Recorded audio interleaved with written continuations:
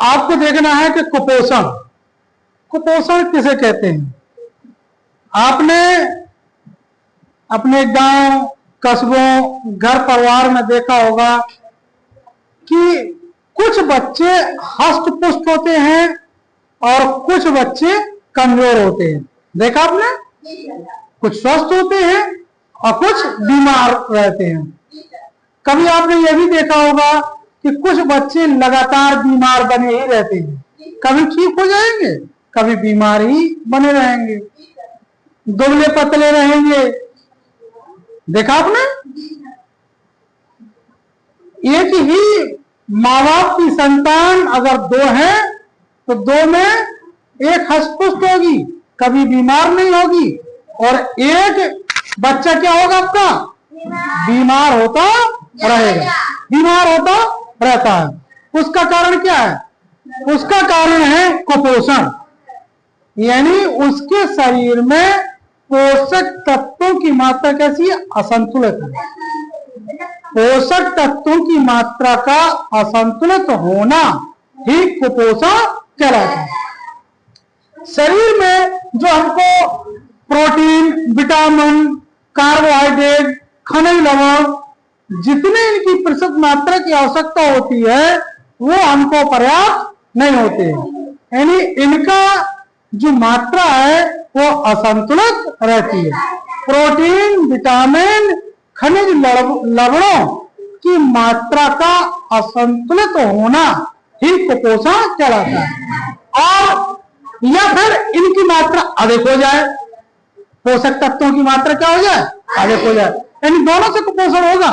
यदि कम हो जाए या ज्यादा हो जाए, कम या ज्यादा दोनों तरह से बच्चे के स्वास्थ्य, व्यक्ति के स्वास्थ्य पर प्रभाव पड़ता है, और वो प्रभाव हमारा कुपोषण के नाम से जाना जाता है। कुपोषण शरीर को आवश्यक तत्व कौन कौन से, प्रोटीन, कैलोरी, विटामिन, खनिज की कमी या अधिकता, या तो कमी होगी या फिर अधिकता से इनका संतुलन, किनका, प्रोटीन, कैलोरी, विटामिन, खनिज लवण, कार्बोहाइड्रेट का संतुलन बिगड़ जाता है, असंतुलित हो जाते हैं, जिससे भोजन की कमी हो जाती है। या तो फिर वो असंतुलित या कमी, आहार जो आप ले रहे हैं, आहार में असंतुलन ही हमारा क्या हो जाएगा, कुपोषण।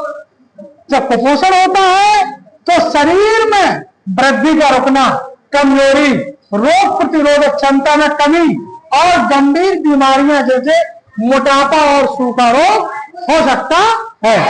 जब हम कुपोषित हो जाते हैं तो क्या होगा, या तो हमारी वृद्धि रुक जाएगी। आपने देखा होगा कुछ बच्चे बहुत लंबे हो जाते हैं और कुछ उसी परिवार का बच्चा क्या होता है, छोटा रह जाता है, कुछ मोटा हो जाता है और कुछ क्या होता है, पतला होता है। क्यों होता है, वो कुपोषण की वजह से। कुछ आपने देखा होगा एक ही परिवार के बच्चे कुछ होशियार होंगे और कुछ मंदबुद्धि के होंगे, वो किसका कारण है, कुपोषण का कारण है। किसका कारण है, कुपोषण। ठीक है, ये कुपोषण के कारण है। कुपोषण के मुख्य कारण में है अल्प पोषण।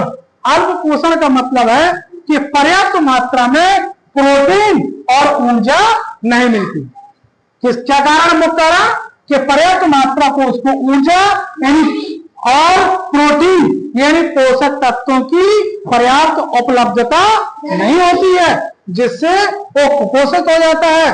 उसकी लंबाई कम हो जाती है, वजन कम होता है, दुबलापन होता है और भी शरीर में कई समस्याएं उत्पन्न हो जाती है।